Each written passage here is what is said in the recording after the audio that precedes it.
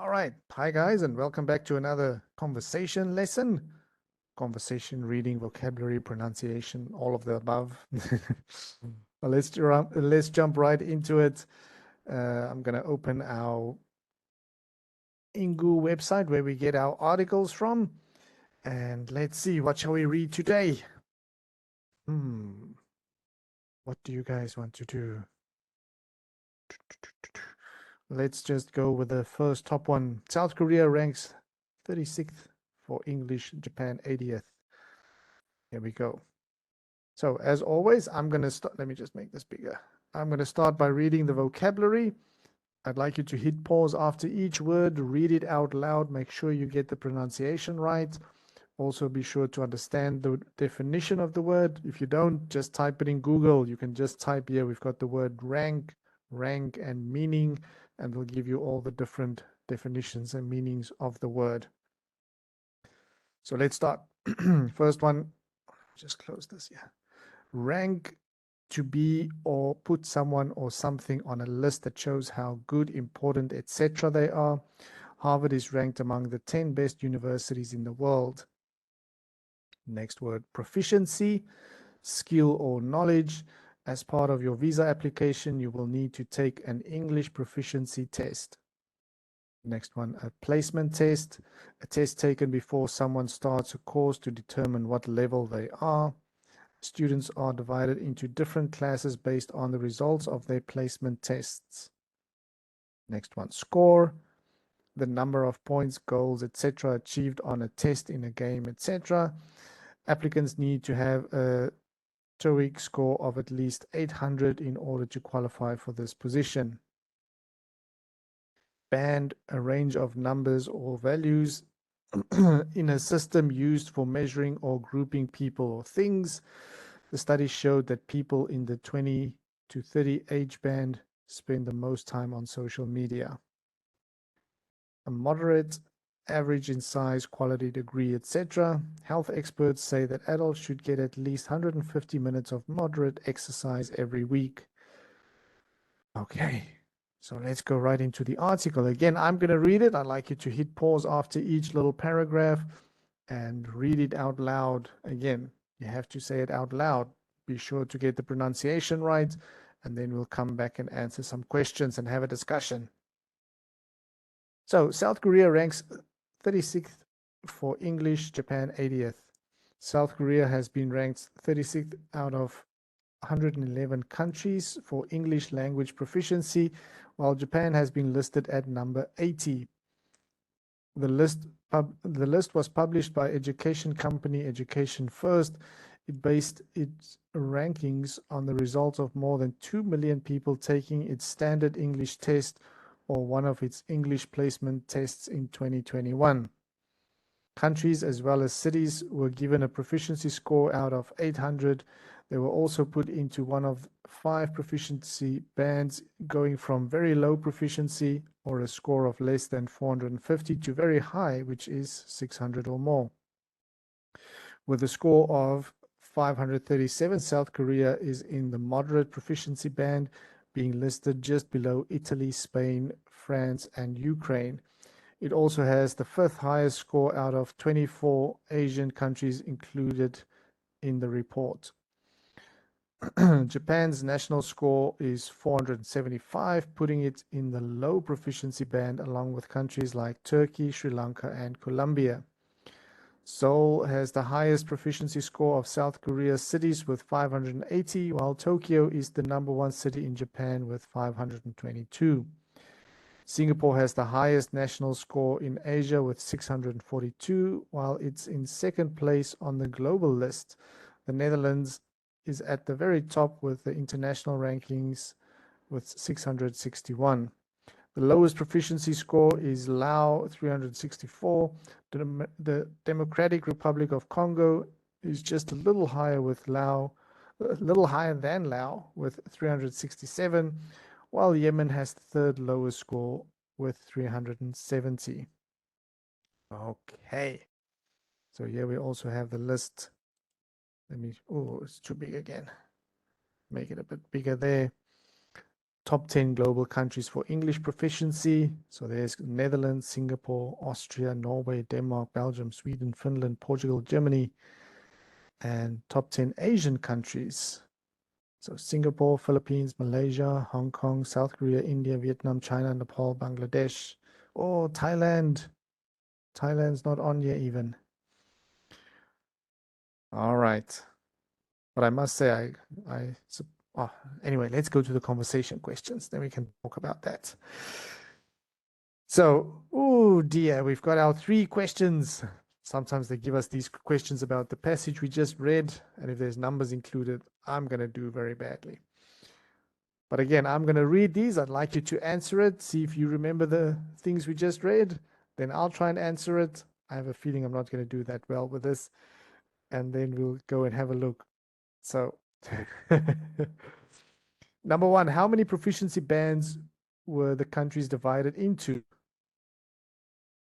Do you remember? What was Japan's national proficiency score?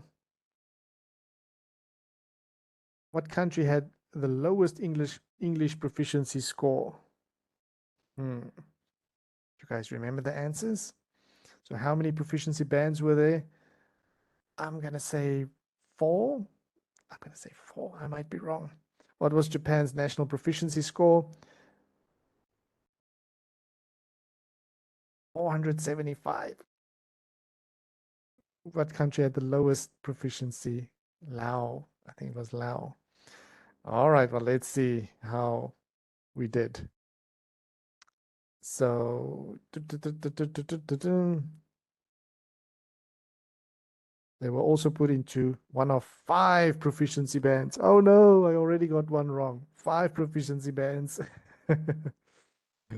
All right, second question. Japan's national proficiency score. Where was Japan?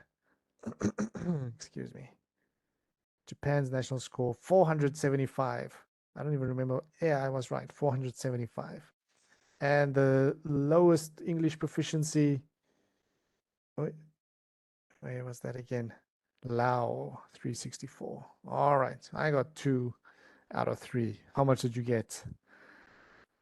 Yeah, like I always say, my short-term memory is lost on me. Well, let's go to our discussion questions. Again, I'm going to read the question. I'd like you to hit pause either before I answer or after, and you can say whatever you think about the question and then listen to my answer, see if we agree on things, or you can listen to me first and say if you agree or disagree or add something to it and respond to what I said. All right, so number 1, what are your thoughts on Education First English proficiency rankings? Because I know Education First, they have these free tests that they give, and I'm sure it gives you an indication of what the proficiency is in a country. But again, I don't know the percentage of people that take the tests. You know, they might be people that want to go study overseas, or they might want to, you know, they're interested in doing that. And if you take say the top 1% of the people, and then they might do very well because they're interested in studying abroad, but the rest of the 99% is terrible or non-existent. Or you take a country that maybe scores lower, but then the rest of the country might be at a higher level, you know? So I'm not sure exactly where did they take it from the pool of the population. But again, it should, I suppose it can give you a fair indication, because let me just see the other questions. Yeah, because like, for example, Singapore, I know in Singapore they speak very good English. So I suppose it is kind of right. The Netherlands, they also speak a very good English. But again, I would almost put Singapore above the Netherlands. I don't know. I haven't been to the Netherlands for like 20 years, so I don't actually know. That's my thoughts. Number 2, do you find it surprising that the Netherlands has the highest ranking? Yeah, a little bit, a little bit. again, the Dutch people that I've met while traveling around Asia, they could speak English really well. But again, when I was in the Netherlands, there were a lot of people that I couldn't speak to. So it's like, I don't know. I feel like other countries might be higher, but I'm not sure. I'm not sure. Number three, have you ever taken an English proficiency exam? How did it go? No, I have not. I don't probably need to, unless my English exams in high school is what count. No, not like a proficiency. Yeah, but in school, English was my best subject, actually. Yeah, so I guess because I use it every day. But yeah, no, it doesn't work like that. But I still enjoyed as a subject too. Number four, do you ever use your knowledge of English when traveling abroad? Um, for me, I mean, it's the language that I use when I travel abroad because that's if you can't speak somebody's native tongue, everybody else speaks English. So that's the most common language that people kind of revert to if you can't communicate in your native tongue. So, yeah. Number five, are there any English speaking countries you could see yourself living in? Yeah, all of them. I could live in any English speaking country. Ex uh, I don't know. When I was younger, I always wanted to go to the US, but lately I'd still go there for a holiday, but I don't know if I want to live there with they've got such problems with gun violence, and I don't like guns, so maybe I won't live there, but yeah, I'd still go visit. I'd still go and visit it. Maybe if I get a good opportunity, a job opportunity, I'd probably go. Money, money trumps everything, or most things, not everything. Further discussion. Why did you decide to start taking online English lessons? Why did you decide? Because I don't take online English lessons. Why did I start? Maybe I could ask, why did I start giving online English lessons? Because I was teaching English in China and I was making very good money over there. And I wanted to come back to Thailand because in China, me and my wife were seen as foreigners. So if you wanted to buy a house or a car, getting a loan as a foreigner was very difficult. So it was difficult for us to settle down there. But in Thailand, my wife is Thai, so it was a lot easier for us to get a loan here and settle down. So now, and the reason why I didn't go back to teaching in schools in Thailand was because Thailand, the cost of living is very low, which means that the salaries are very low, and I make more money working online than just working in a school. So, yeah, that's why I'm working online only. Are many of your friends and family fluent in English? Yes, all of them. No, not all my friends. I've got a lot of friends that are in Chinese or Thai. So my family, yeah, they're all fluent in English. Friends, most of them. Number three, how often do you get a chance to use English in your day-to-day life? Every day, every day, all day, every day. Yeah.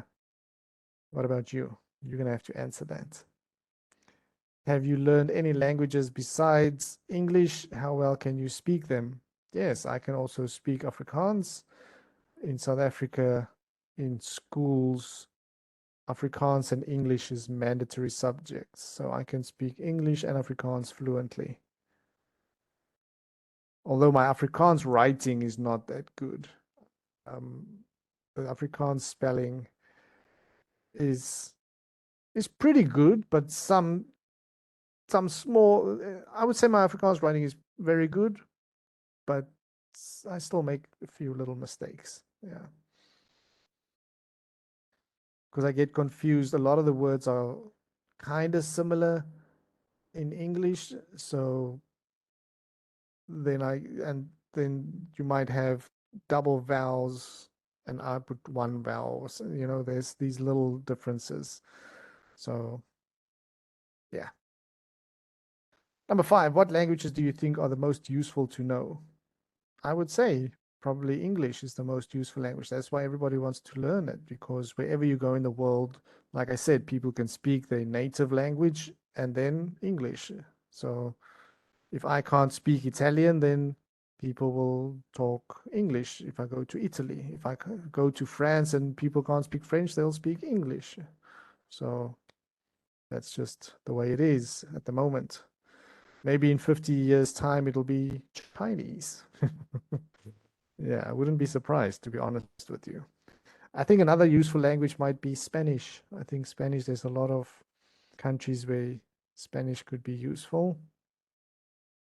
And maybe French also, depends where you're going in the world, but there's a lot of countries that use French as well. But yeah, 50 years' time, it's going to be Chinese. All right. Well, that is everything then. Let me just stop this here. And that's it for today. Work through it quickly. Was it quickly? Kind of quickly. Have a good evening. See you guys next time. Bye bye.